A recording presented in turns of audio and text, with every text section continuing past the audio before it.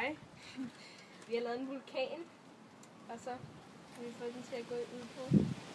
Og så hælder vi fast natron i. Vores vulkan hedder bla bla bla kul. Ja, og den ligger på Island. Og det er ikke en ægte vulkan. Kun lidt. Kom med. Er der, kan man godt hælde på den der?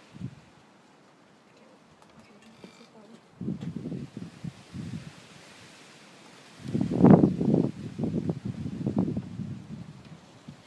Og så gør det. Rigtig meget. Nej, hvor smukt. Og det lugter så godt. Ja, det er det her.